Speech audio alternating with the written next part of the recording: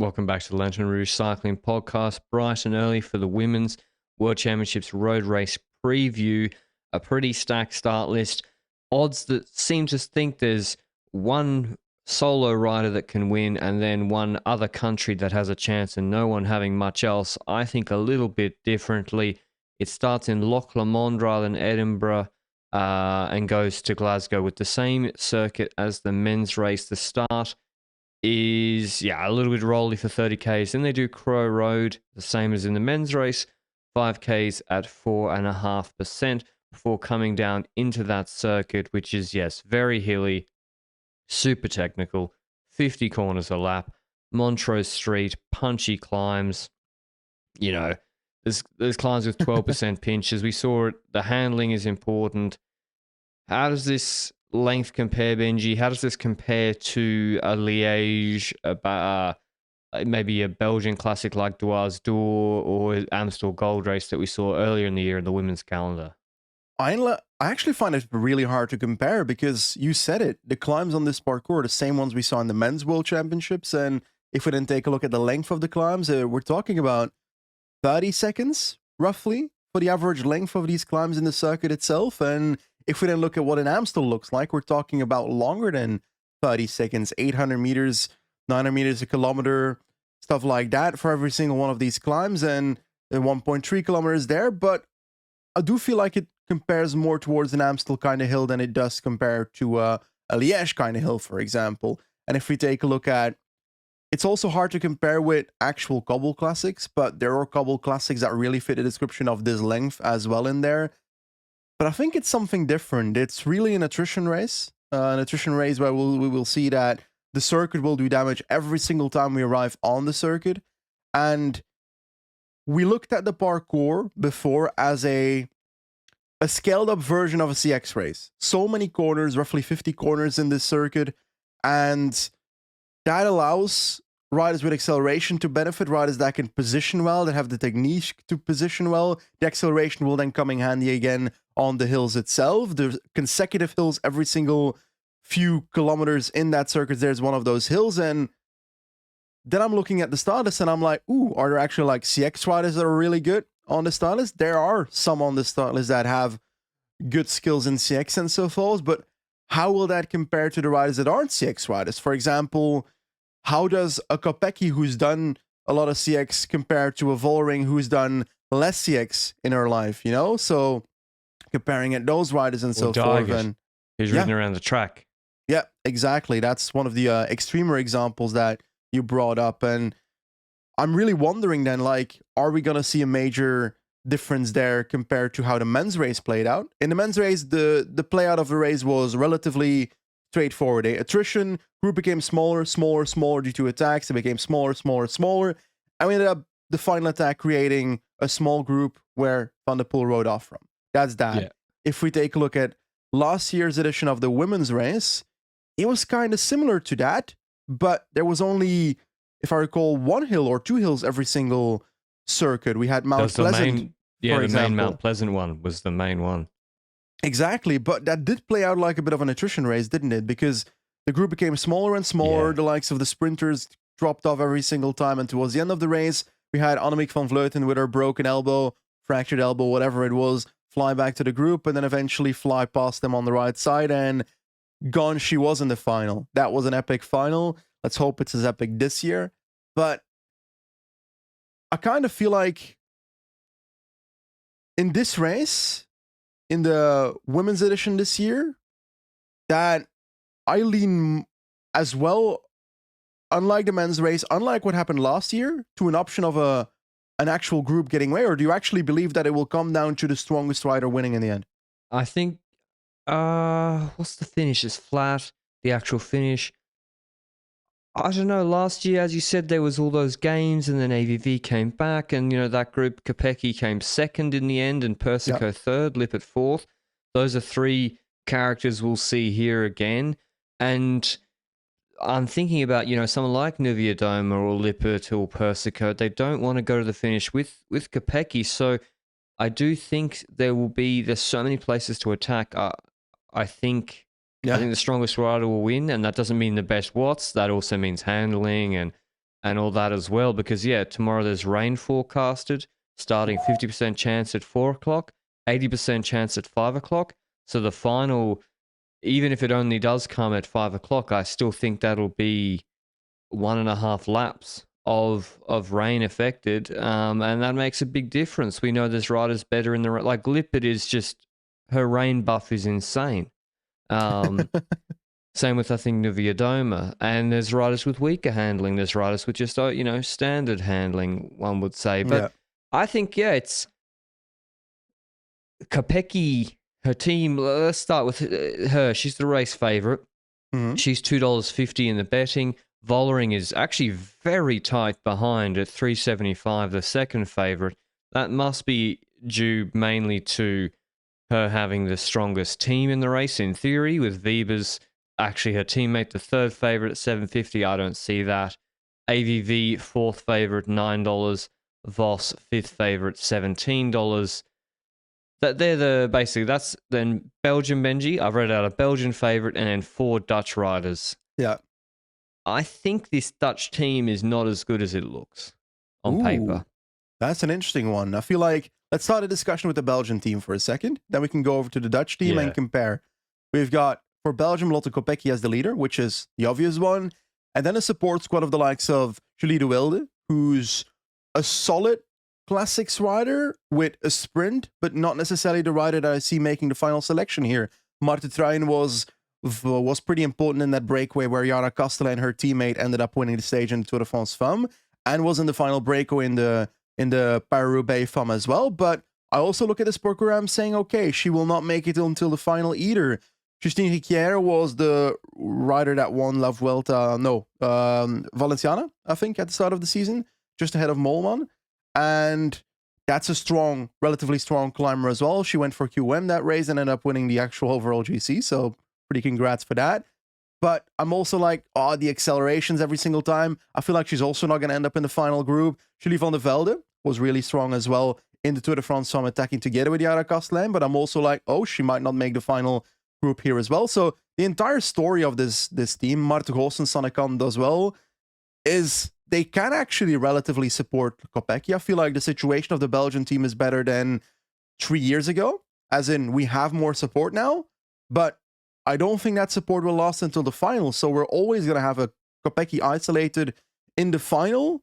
And the question then is, what can Kopecky do against the Dutch team? Should she attack early? Should she wait? Should she play defensive? And I'll let you go through the Dutch team for a second and then we can discuss it. Yeah, so in theory, there's the SD Works block, then there's, Van Vleuten on her own, and yeah, that's right. And wow, that team is really, really strong. They have Bredevold, Van Anrooy, Aargeest, and Marcus as domestiques. So whilst there has been, and this pops up in the Olympics because you don't have 8 riders, they have 8 riders on that team. I think they get an extra one because AVV won last year. In Olympics, you only have 4, and then if you take 4 superstars, then you have the problems of Tokyo. But with Bredevold, Van Anrooy, Aargeest, and Marcus, you'd think at least 3 of them would just be dedicated to closing everything down and riding everything back. But as I said, like Vos, she didn't look like her best self in the Tour de France Femme avec Zwift, I don't think. And then Van Vleuten, she wasn't as dominant in the one-day races earlier this year. In fact, it's not like she was just the second best. She got dropped by Longo Borghini. She got dropped by Orm Flesch, for example. She got gapped properly by Lippert and Riolini and Garcia. And so, yeah, she's just not been as good in the one-day races earlier in the year. And then in the Giro d'Honneur, she was great. And then the Tour de France Femme, she got cooked really badly on Tourmalet, which it's not that relevant to this race, but it just shows that she's not in maybe her best ever shape. She didn't do the TT, and so I don't think she's as peak Van Vleuten. Wiebes is the one because Philipsen, I thought, the men's race will be too hard, but Wiebes has been so good, and she's improved so much that maybe with her handling, maybe this isn't too hard for her. I still think it probably is, but maybe she does have a chance. I also feel like it's on the edge for her. I feel like it's on the edge, but I think she might be in the deciding split, but then if a Kopecky goes from the final group, then I don't think Wiebes will be able to follow. Then I think it's down to a Vollering. And if I look at this team, and if I look at what came out in, I think, NOS the other day, NOS is like Dutch newspaper, they said that Vollering is the ultimate leader of the team, because Van Vleuten has said that she doesn't think this parcours fits her, which I think with all these accelerations and so forth, and based on what we've seen this season, doesn't necessarily surprise me.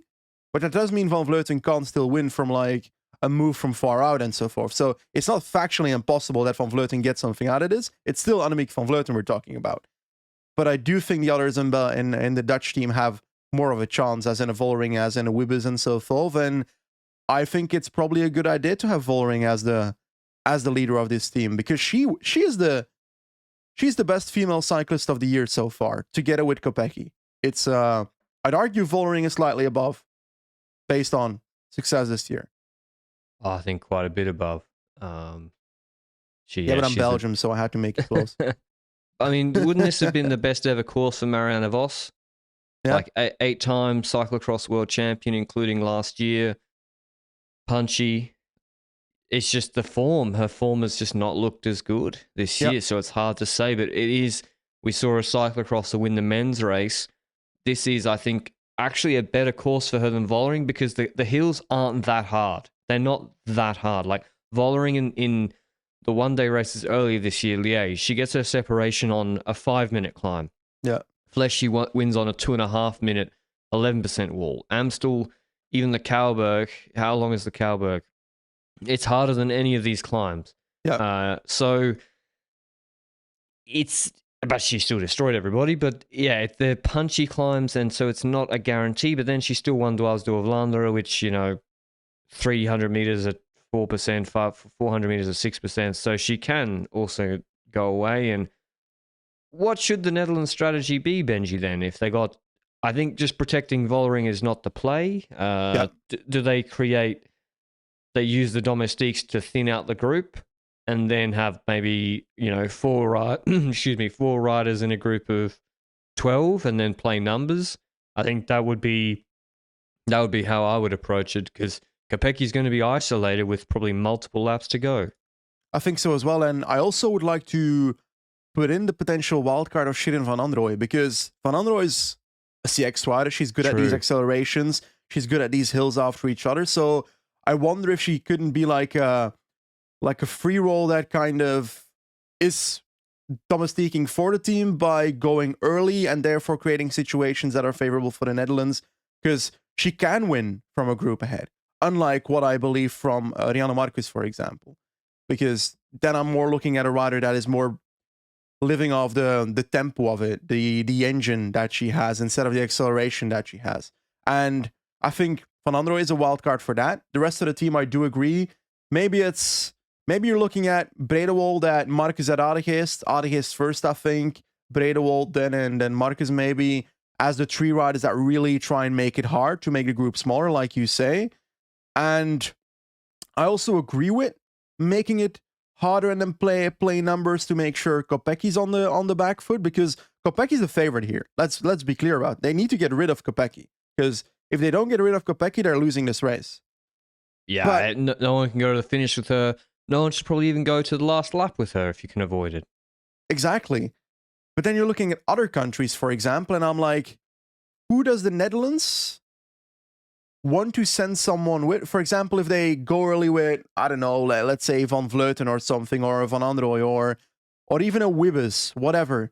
If they go early, who are they comfortable doing that with? And to be honest, the majority of the competition. Like, if I'm Van Androoy, then I'm comfortable with the majority of the competition. But like, who are the other teams that you're saying are also dangerous for the Netherlands before we can say, oh, they should really focus on doing that? Because it's important to know what the other riders are, right?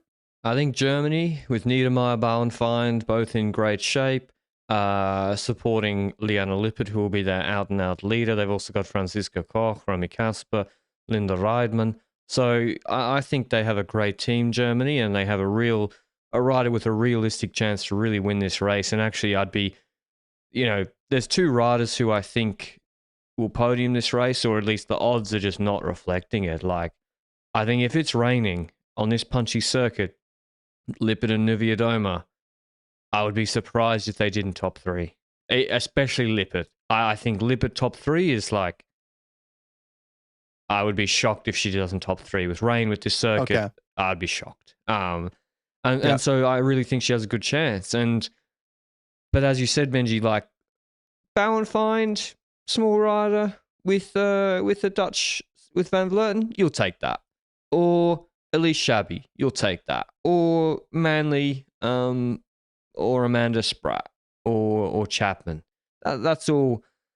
Pretty much anyone that's not Lippert, not maybe Persico, even Cassia you can go with because she can't really sprint that well. So Yeah, but it's she a might drop you, very though. short list. Pardon? She might drop you, though. Yeah, The climbs are...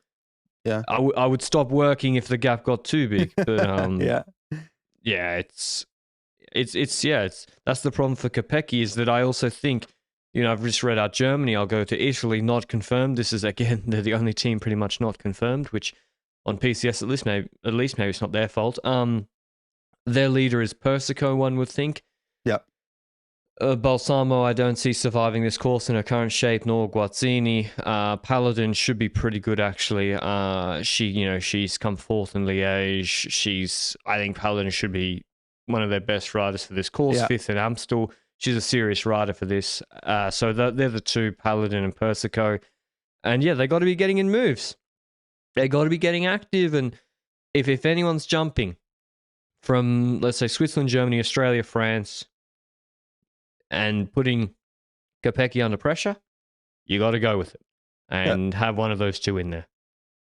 I think so as well. And you said Persico there, and I really think that she's one of those riders that she's not been the most consistent this year. We got to put that on the table. That's a true fact. She's been a bit inconsistent. Her Giro-Don was better than her Tour de France Femme, for example. But if she can find that good form again, if she can really deliver at that step, then she will be competitive on this parcours, even a potential victory-like competitive. And she also has a sprint day. She's not the kind of rider that is just weak at the finish line or call her winning this year. The Brabantse Pijl, for example, from a group with the likes of Vollering and Lippert at the finish line.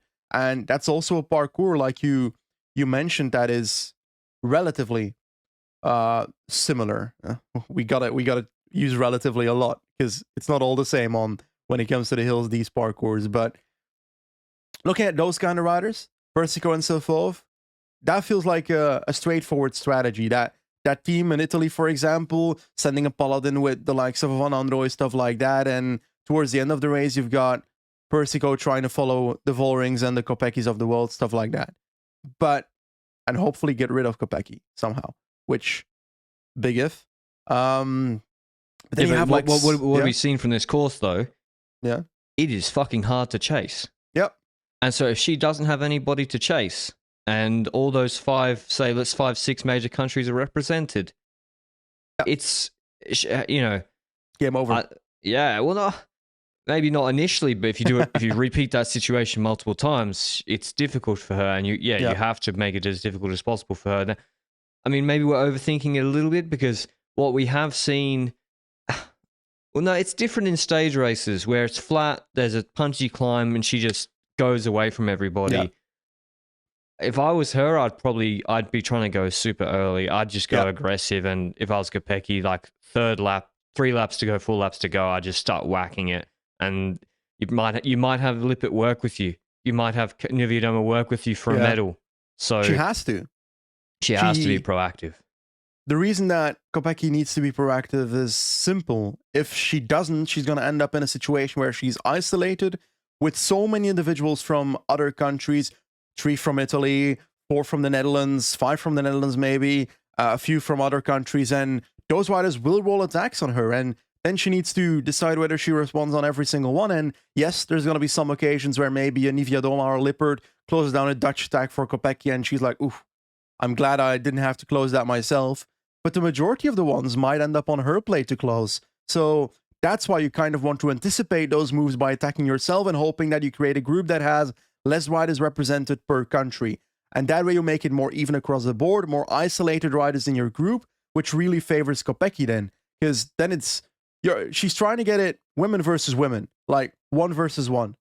And I think that would be the most viable strategy.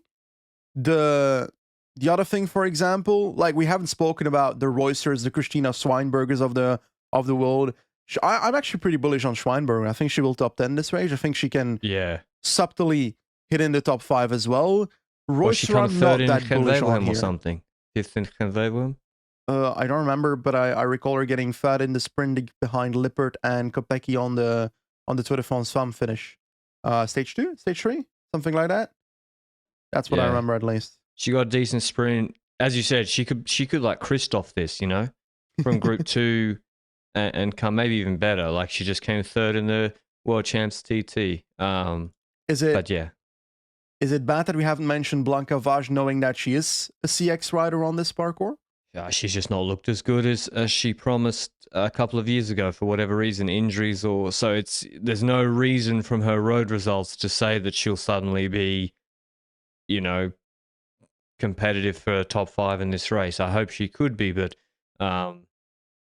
she just hasn't shown that on the road recently. I'll try speed runs through some of these other teams. For Spain, they've got Sant Esteban, Alonso, Gutierrez, Sarah Martin, Garcia. Probably Mavi Garcia is their leader, but you know she struggles. She has the most watts on that team, but she struggles with her handling. Denmark, Diedrichsen, Ludwig Norsgaard. Norsgaard's an interesting one. I think she did quite a good TT. Oh, no, she didn't. I lied. But she was... I think her technical handling's quite good. We'll see. I'll be interested to see how Norsgaard goes on this course. Ludwig also, you know, she was in that front group in last year's race. Don't count her out. She also has a pretty good punch on her, Ludwig. She's ridden away from people on a punch. France, Bianic, Copponi, Cordon Rigaud, Kerboel, who won the white jersey at the Tour de France Femme, and Lebu. Lebu also, you know, she'll probably top 10, but she can't really sprint. So it's tough to see her even coming top 3. Australia, Brown, Chapman, Hansen, Manley, Roseman, Gannon, Roy, Spratt. They got to be getting riders in the early breakaway, Australia, and seeing if they can go deep into the race. Like Manley in that early break, if she's allowed in, she could go. And Britain, Dignan, Georgie, Henderson, Holden, Shackley, Steels. I'm not sure who's the leader, probably co-leader between Georgie and Henderson. Any thoughts on those teams I speedrun, Benji? I've got a thought on the early breakaway, because you did mention early breakaway. We've seen a few times this year that in the trade teams formations that early breakaways have been a weakness towards SD works. The early break can win. I wonder if that will be a weakness to the likes of Netherlands and Belgium as well, because Belgium doesn't necessarily have the riders to close it down. There's no radio communication here, and we've seen that sometimes that's a bit of a weakness to the Dutch team in the Olympics. So that's a viable thing as well. Isn't it more likely that sort of shit happens here, because the Dutch team don't have the race favourite here for once? And so they're even more likely to be like, we're not pulling. We're not pulling. And then, now I think the Belgium team is actually low-key quite good. It's not shit. Oh, I can't say it. Gekira, Troy, and Van der Velde, they're actually quite good. But until they get to the circuit. So their job has to be those 3 riders, keeping that break under control before they get to the circuit. And I think they can do a reasonable job of that. But as you said, Benji, I think if you're Britain, you cannot win this race if you're Britain. Probably can't even top 3, unless I'm underrating Georgie, if you just wait for the circuits. Haven't you just got to try and throw Henderson or Steels, who's good engine, in the breakaway, or Dignan? Georgie won't be allowed in, probably Henderson neither. Same with Poland. Like Skielniak Soika, she just did she came 7th in the World Champs ITT. She's not going to be good with all the accelerations. Get her in the breakaway. And the same goes for, I got a real dark horse to win, and top 3. Oh God. I'm going New Zealand. They got Harvey, Wiley, Harris, Fisher, Black, Cadzo, and my pick is Ali Wollaston, actually. Yeah. So she came 3rd in the last sprint of Girodonna. She won a Luxembourg stage race. She won the Schwalbe Classic. You know, Schwalbe Classic, BS, you know, whatever. It's evidence of doing well in a crit circuit. So, and she can sprint. And let's be honest, no one knows who she is, probably, from the Netherlands. She got to get in the early break. And I think it's actually not a bad course for her. I don't know what her shape is like, but I think Wollaston top 3 is yeah, not bad. And also It would definitely not be bad. Do you reckon Schweinberger would be allowed in that early break? Christina Schweinberger. She should try. I don't know. I'm not sure she's gonna risk that. As in spending the energy to do that, just in case it doesn't work out, and then potentially ruining her final. I don't know. There's a famous Austrian she can talk to who knows something about it. That's true. Anna Kiesenhofer did it. That's for sure. Also in a race without radio communication. So yep. That's an intriguing one. I like the idea, but I don't think they'll do it. That's my take on it, at least. And I don't know, to be honest. Like, what countries have we not talked about? America. America. Okay, Chloe Dygert, big thing. She ended up winning the time trial with a positive split, I think we can argue. She didn't completely explode at the end, but she had a weaker second spot and a first spot. What I question when it comes to Dygert is her ability to do the corners, stay in position, stuff like that, because I can't really judge that very well based on what we've seen from her recently. Because she's got the engine, that's for sure. She's also got a bit of a sprint from her group. She's also a pretty good cyclist, but does she have the technique and the continuous accelerations to be able to stick with every group? And that's what I'm unsure about. And I also think she's the only rider in her team that has a chance of really doing anything. Yeah, Yastrab's okay, and Lebecki. Like, I wouldn't be surprised to see Lebecki actually deep in this race. Really? I think, yeah, she's really good in criteriums. I think this is actually a really good course for Lebecki. Now, I'm not saying she's going to win, but I'm saying I wouldn't be surprised to see a couple of US jerseys with Dygert deep into a few of these laps. They got Lauren Stevens, Skylar Schneider, who's also, I think, a crit specialist. And Yastrab, as I said, she came second in Genwevelhem this year, fourth in Brugge de Panne. Is a little bit harder than that. Yes, more punchy, but she's also a lead out. So it's not a bad team. But we've now had the men's race. They've done both the TT and the road race, and we have evidence that Remco, of anyone that turned up to Glasgow this week, Remco had the highest 1 hour watts per kilo. And because Poggy's he's obviously a bit tired. And smoked Ganna, and not smoked him. He beat Ganna when Ganna said he did one of his best ever performances, and I believe him, on a pretty much flat course yesterday. And he got cooked in the road race. So winning that TT, even if you have the most watts of everybody, which I do, Dygert proved over 45 minutes she has the most absolute watts of anybody in women's cycling, it doesn't matter. And her handling, Benji, it's probably even worse than Remco.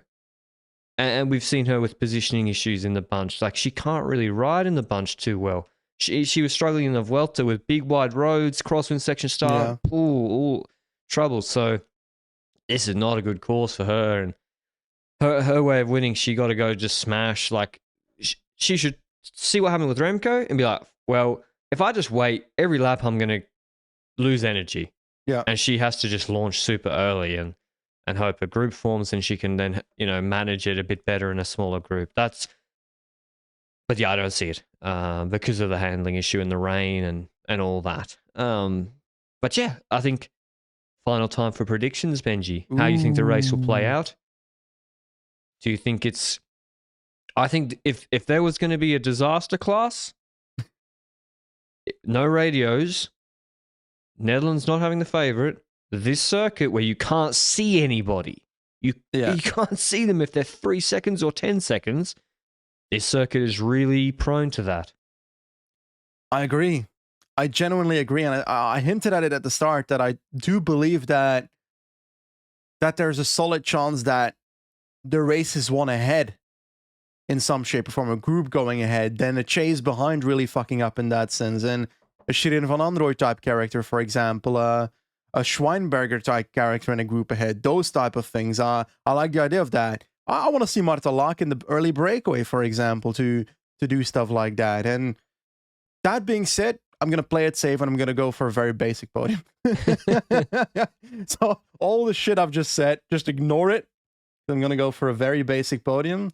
I'm still doubtful when it comes to my third spot on the podium. I think I've got silver for fuck it, no. Christina Schweinberger gets third. I've got Lippert in second. No, I won't. Lippert in third. Persico second. Kopecky first.